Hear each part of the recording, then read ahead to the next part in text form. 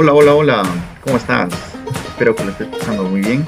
El día de hoy te voy a contar sobre 8 consejos que te servirán para realizar una buena anamnesis o un buen interrogatorio. El interrogatorio es el primer acto médico que te va a conducir al diagnóstico. Una buena anamnesis representa la mitad del diagnóstico, por lo que es muy importante que la realices muy bien. En esta porción de la exploración semiológica tú debes prestar mucha atención, porque a partir de esto tú vas a poder dirigirte hacia el diagnóstico con el examen físico y con los exámenes complementarios si son necesarios. Muy bien, entonces vamos por esos 8 consejos. Yo te recomiendo que te grabes bien el tercero y el sexto, ya, porque personalmente a mí me han servido. Así que vamos por ellos. Número uno.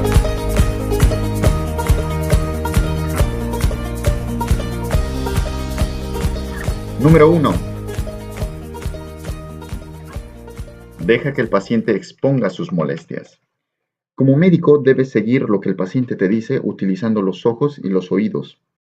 Se pueden detectar, por ejemplo, las anomalías de la voz, el lenguaje, incluso el nivel intelectual del paciente viendo su léxico. Los movimientos también son útiles para detectar la enfermedad. Así que déjale al paciente que exprese sus molestias mientras que tú vas analizando y siguiendo la narrativa o lo que el paciente te dice. Muy bien, vamos por el segundo. Interven si el paciente es poco explícito. Si bien es cierto, debes dejar que el paciente te narre o te cuente sobre sus molestias o sus malestares, también debes tener en cuenta que debes intervenir con la finalidad de aclarar, ¿ya? Y completar lo que el paciente te acaba de decir. O sea, que cuando tú ves que el paciente ya te contó todo, ya no tiene más que decirte, es importante que tú intervengas para hacer preguntas mucho más explícitas sobre lo que el paciente te está diciendo, para aclarar cualquier duda que puedas tener, ¿ya? Y para que el paciente también no se vaya a temas secundarios o temas que van a llevarte por otro lado, ¿ya? Muy bien, vamos con el tercer tips, vamos. Tips número 3, escucha con atención. Esto es muy importante porque a la verdad, muchos a la hora de entrevistar al paciente o preguntar al paciente, no solemos prestarle la atención debida. Así que es muy importante que tú lo tengas en cuenta, ¿ya? Porque debes saber escuchar al paciente que sufre por una enfermedad, tratando de explicar sobre lo que experimenta, ¿ya? Es parte también de el alivio que podemos entregarle al paciente.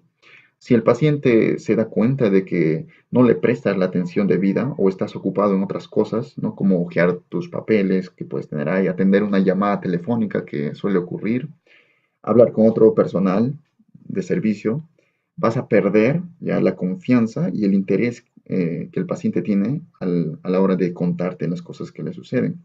Y es más, tal vez el paciente se olvide de lo que tiene que decirte, ¿no? Entonces, eh, escuchar es parte ya es parte del, ¿cómo se dice?, del proceso que tú tienes que realizar para tener una relación médico-paciente muy fructífera. Así que este es un tip muy importante, no lo olvides, grábalo en tu cerebro. Vamos. Consejo número 4. Escucha al paciente con detención y sin prisa. Recuerda una cosa, para el diagnóstico, una hora de cuidadoso interrogatorio vale más que 10 horas de exploración física.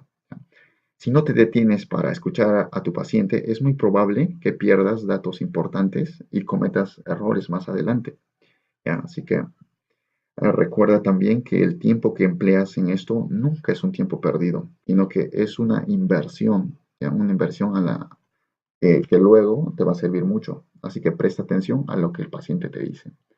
Ten la calma. Yo sé que a veces no hay suficiente tiempo, pero es muy importante que te detengas, escuches al paciente y que lo hagas sin prisa. Consejo número 5. Siéntate, ¿ya? O posiciónate frente al paciente y mírale a los ojos. El interés que muestras debe ser real y debe ser visible. El paciente enfermo debe sentir que tu concentración está dirigida hacia el relato que te está haciendo en ese momento. Debes escucharlo, ya no meramente oírlo. O sea, préstale atención a lo que el paciente te está diciendo. Y es que muchas veces tendemos a realizar el interrogatorio apresuradamente y sin el interés que merece, lo que trae como consecuencia que se pidan exámenes complementarios que podrían evitarse, ¿no? Podrían evitarse. No hay nada más desagradable también y desalentador para el paciente que darse cuenta que no le estás prestando la atención debida. Ya eso es muy desagradable para el paciente, sobre todo porque está pasando por un mal momento.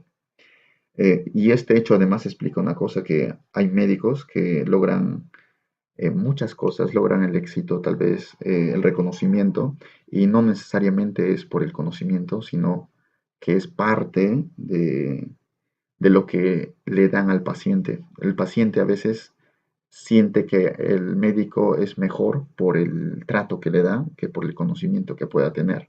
Simplemente que ser humanitario con los pacientes te va a servir tanto como te sirve el conocimiento que tú tienes a la hora de realizar una, el interrogatorio o la anamnesis, ¿ya?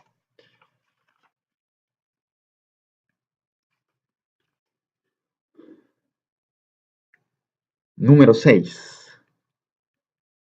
Realiza las preguntas con un orden lógico y con lenguaje claro para el paciente. Para ir al grano, ¿ya? Más vale decir, ya, en la boca del estómago que en el epigastrio, pues obviamente, ¿no? El paciente muchas veces no entiende las palabras que nosotros utilizamos. Por eso es que es mejor decir eso. Por ejemplo, hay otro, es mejor decir en el bocado de Adán o en la manzana de Adán que decir por el cartílago cricoides. Es muy obvio, ¿no es cierto? Realiza pausas también entre las preguntas para que el paciente pueda explicártelas con tranquilidad. En un principio trata de usar preguntas abiertas para que el paciente pueda aclararte de forma general la enfermedad que está sufriendo o los síntomas o signos que pueda tener, ¿ya? Y también para que no puedas caer en el error de enfocarte solo en un asunto y dejar de lado otras cosas. Esta que te voy a presentar primero es una pregunta abierta. ¿A qué se parece el dolor que siente?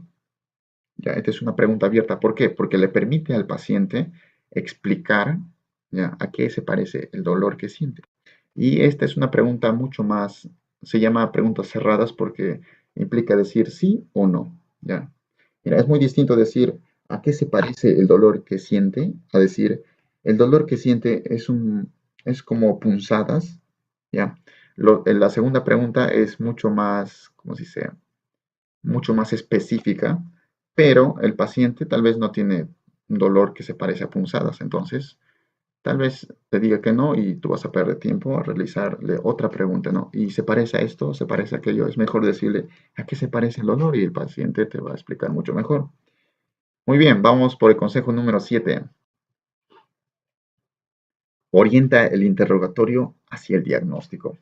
Ya, es muy importante que tú prestes mucha atención, ¿no? Que tú hagas preguntas, pero también es importante que estas preguntas, que esta atención esté orientada al diagnóstico, porque ese es el objetivo por el que tú estás haciendo la anamnesis. También es muy común que te cruces con pacientes redundantes que relatan cosas que no están relacionadas directamente al mal que sufren. Por eso es que tus preguntas y todo lo que tú dices, tus aclaraciones deben estar orientadas hacia el diagnóstico. ¿Ya? Por lo general trata sin ser brusco y tras haberlos escuchado un tiempo considerado que te sirve también para establecer el contacto afectivo entre el médico y el paciente. ¿Ya? Trata de utilizar preguntas dirigidas sistemáticamente a descubrir cuáles son los síndromes y las enfermedades que sufre el paciente. También es importante que les preguntes sobre el estado de sus principales funciones, por ejemplo, el apetito, el sueño, la micción, las deposiciones y etcétera, ¿no? Etcétera. Muy bien, vamos al consejo número 8. Dale al paciente una sensación de seguridad. Procura no revelar pesimismo ni alarma al paciente. Cualquier duda, temor, impresión de gravedad deben estar ocultas para los que te rodean. Si das la sensación de duda o vacilación, vas a dejar que el paciente se ponga inquieto, a veces que incluso dude de tu capacidad. ¿Ya? Por este motivo, tú debes prepararte ya constantemente y debes transmitir esa seguridad, porque cuando tú te preparas, sientes seguridad a la hora de realizar las preguntas, a la hora de conversar con el paciente, y esa seguridad se transmite al paciente, el paciente lo siente. Y bueno, espero que este video te haya ayudado y aportado por lo menos 3 consejos importantes. Si es así, no olvides suscribirte, dale click a la campanita para que recibas notificaciones de nuevos videos que subo. No olvides darle like y comenta. Comenta cuál es el mejor consejo para ti, el que todos deberían recordar. Para mí es el número 3, el número 3 y el número 6. Nos vemos, hasta la próxima. Chao, chao.